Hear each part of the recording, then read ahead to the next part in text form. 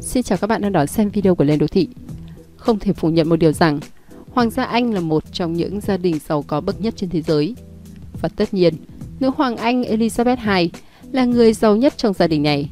Theo thống kê, tài sản của riêng bà vào khoảng 500 triệu đô la Mỹ.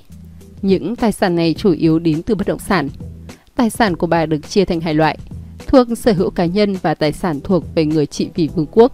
Chủ yếu là công ty bất động sản Hoàng gia Anh, Crown Estate và khu đất Duchy of Lancaster. Dù nữ hoàng không được bán các tài sản này, là một nữ hoàng lại trị vì vương quốc hơn 70 năm, chắc chắn bà sẽ có những lâu đài tuyệt đẹp để ở và nghỉ ngơi. Vậy đó là những lâu đài nào? Trong video ngày hôm nay, mời các bạn cùng chúng tôi đến với 6 lâu đài và dinh thự là nơi ở thường xuyên của nữ hoàng Anh Elizabeth II để xem chúng có thực sự đẹp như chúng ta mong đợi. Nhưng trước khi đến với nội dung chính của video, các bạn đừng quên đăng ký kênh để đồng hành cùng chúng tôi trên mỗi hành trình.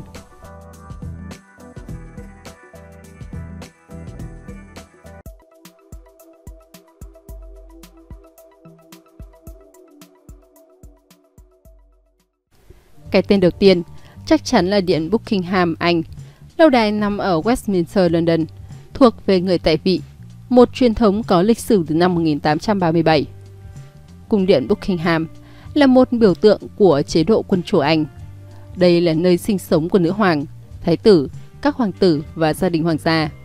Với lối kiến trúc độc đáo, cùng những câu chuyện thú vị về Hoàng gia Anh, nơi đây đã trở thành địa điểm thu hút khách du lịch bậc nhất tại London.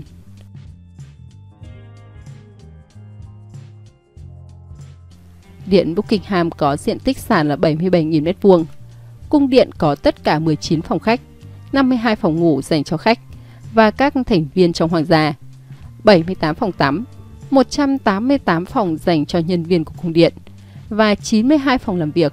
Cung điện là nơi ở của nữ hoàng và các thành viên trong hoàng tộc tiếp đãi khách và tổ chức các nghi lễ quý phái. Tuy không phải là phòng trưng bày nghệ thuật hay bảo tàng, bộ sưu tập nghệ thuật cá nhân trong cung điện có thể sánh với nhiều bộ sưu tập quốc gia. Và thật không ngoa khi nói cung điện Buckingham chính là một bảo tàng nghệ thuật hàng đầu nước Anh, khi nơi đây được trang hoàng bằng vô số những bức tranh đầy chất nghệ thuật nổi tiếng. Hệ thống đèn treo sang trọng được kết nối bởi những chiếc cầu thang gắn đá cẩm thạch tỉ mỉ.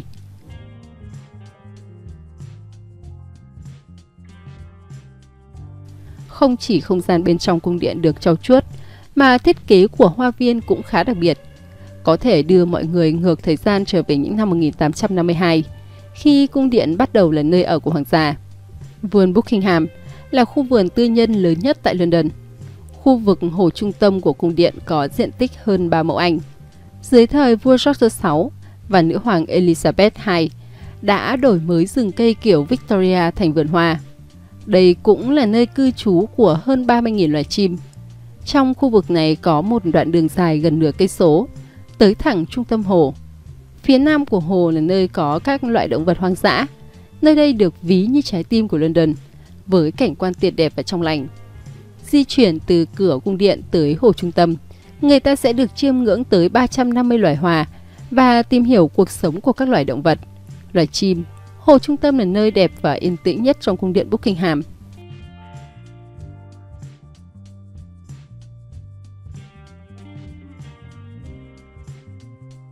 Tiếp theo, mời các bạn cùng chúng tôi đến với lâu đài Windsor của Anh.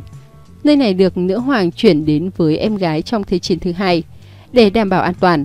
Sau đó, bà thường đến đó để nghỉ vào cuối tuần, vì lâu đài ở khá gần điện Buckingham tại London. Đây là một trong những cung điện hoàng gia lâu đời nhất trên thế giới. Nó là nhà dành cho gia đình hoàng gia khoảng 1.000 năm. Đây cũng là lâu đài số 1 trong danh sách 10 lâu đài đẹp nhất nước Anh, với diện tích 5 hecta và 1.000 phòng. Đây là lâu đài có người ở lớn nhất trên thế giới.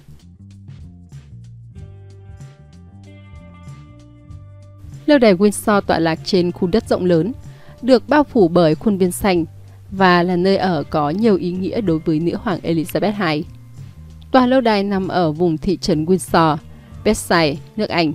Dù không nằm trong trung tâm London hoàn lệ, nhưng đấy chính là nơi mà gia đình hoàng gia Anh lựa chọn để nghỉ ngơi, và cũng chính là nơi hoàng thân Philip trút những hơi thở cuối cùng. Sau quá trình mở rộng và xây dựng diễn ra nhiều năm, qua nhiều đời vua và nữ hoàng khác nhau, thì lâu đài này đã trở thành quần thể có diện tích rộng lớn. Tổng diện tích sàn lên tới 45.000 m² và tổng diện tích lên tới hơn 5 hectare.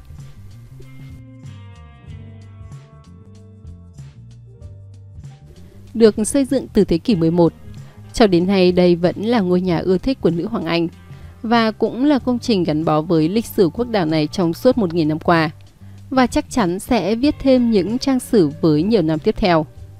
Mặc dù xây dựng từ lâu đời, nhưng trong quá trình hoàn thiện và hình thành, công trình luôn được mở rộng, cải tạo và kiến thiết thêm nhiều chi tiết cần thiết. Tòa lâu đài này đến nay không chỉ đơn giản là dinh thự dành cho hoàng gia, mà còn có các chức năng đặc biệt nên thường xuyên được quan tâm, trùng tu và biến thành một công trình phòng thủ tốt nhất trong mọi trường hợp.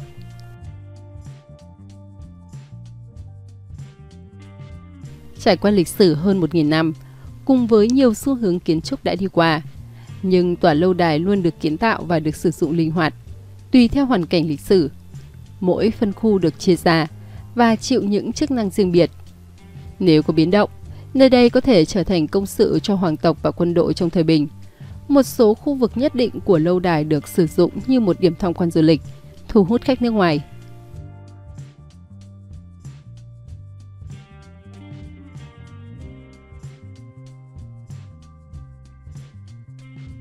Và bây giờ, chúng ta sẽ đến với lâu đài Holyrood ở Scotland. Đây là nơi ở chính thức của nữ hoàng ở Scotland, cũng là nơi bà nghỉ lại trong hành trình đi về phía Bắc, thường là trong tuần đầu tiên của mùa hè. Sự kiện có tên là tuần lễ Holyrood. Lâu đài ban đầu được xây dựng như một tu viện vào năm 1128. Đã tồn tại gần 1.000 năm lịch sử, Holyrood vẫn được bảo tồn và giữ gìn những nét kiến trúc với những bức tường đá cao vững chãi, phần mái chóp nhọn và khoảng sân cỏ xanh mướt chính giữa công trình, ấn tượng nguy nga mà đậm chất Anh. Bên trong tòa lâu đài là tổ hợp những gian phòng có thiết kế tuyệt vời. Phòng ở của nữ hoàng Scotland Mary, phòng hội nghị được thiết kế rất đẹp với trần nhà làm bằng ván lót, những bức tranh của Brussels, những bức họa có giá trị được treo trên tường và các đồ nội thất cổ. Cung điện còn có phòng trưng bày lớn, nơi du khách có thể ngắm chân dung của các vị vua Scotland. Đồ sộ về kiến trúc và ý nghĩa về giá trị, Holyrood House còn gắn liền với sự kiện nổi tiếng gây chấn động một thời. Vốn từng là lâu đài của nữ hoàng Mary Queen nổi tiếng từ năm 1561 đến năm 1567. Đây là nơi chứng kiến vụ thảm sát của lãnh chúa Danny, chồng của hoàng hậu Mary Queen, đối với thư ký riêng của bà. Những câu chuyện xoay quanh lâu đài luôn bí ẩn và huyền bí.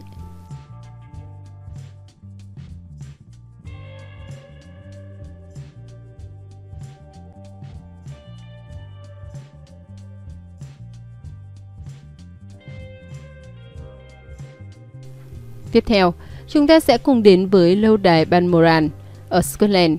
Đây là tài sản cá nhân của nữ hoàng. Bà ở đây nhiều tuần vào cuối mỗi mùa hè và được cho là lâu đài bà yêu thích nhất. Lâu đài ở Scotland đã thuộc sở hữu của Hoàng gia Anh từ năm 1852 và tự hào với hơn 50.000 mẫu đất, 52 phòng ngủ và ước tính giá trị lên tới 115 triệu bảng.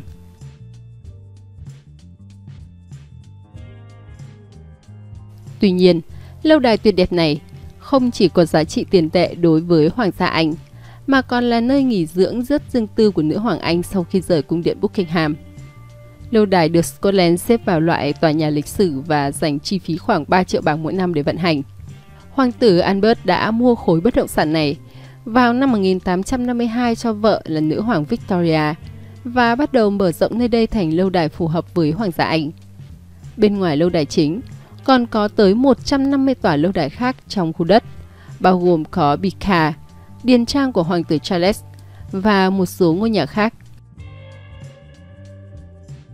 Đặc biệt, phòng khiêu vũ của lâu đài được cho là nơi trú ngụ của một đàn rơi BB Chance làm tổ trên mái, và Hoàng gia Anh thậm chí còn chỉ chúng cho nhân viên của mình để họ có thể không bắt chúng. Theo nhiều nguồn tin, Balmoral là nơi nữ hoàng thích sự tồn tại bình thường và thậm chí còn giúp nhân viên của mình dọn dẹp.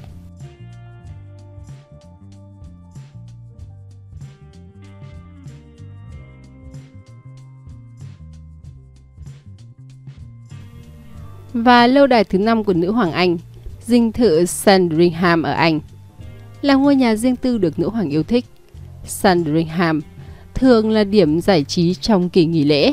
Đây là nơi tổ chức lễ đi bộ thường niên trong ngày Giáng sinh của hoàng gia, đến nhà thờ Saint Marie Madeleine.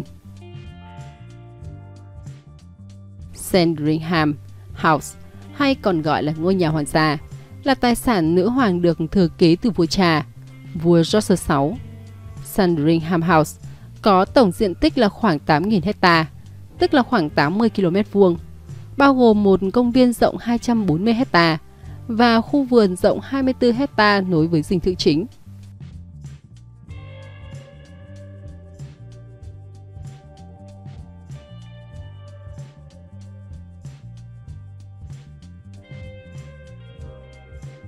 Cuối cùng, chúng ta sẽ đến với lâu đài Hillborough ở Bắc Ireland.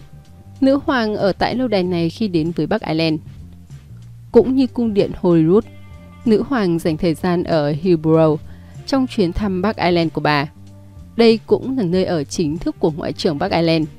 Được xây dựng vào những năm 1770, lâu đài có hơn 40 hecta vườn xanh bao quanh. Trên đây, các bạn vừa cùng chúng tôi đến với 6 tòa lâu đài mà nữ hoàng Anh Elizabeth II thường hay dùng để ở và nghỉ ngơi. Những lâu đài này có lâu đài thuộc quyền sở hữu riêng của bà, có lâu đài thuộc về sở hữu chung với hoàng gia, nhưng tất cả đều rất hoành tráng, đúng không các bạn? Video của chúng tôi hôm nay cũng xin được kết thúc tại đây. Mọi ý kiến đóng góp xây dựng kênh các bạn vui lòng bình luận bên dưới video để chúng ta cùng thảo luận. Chúng tôi luôn mong muốn nhận được những góp ý chân thành của các bạn để kênh ngày một hoàn thiện hơn, đáp ứng tốt hơn nhu cầu thông tin của khán giả. Còn bây giờ, cảm ơn các bạn đã theo dõi video. Xin chào tạm biệt và hẹn gặp lại các bạn trong những video sau.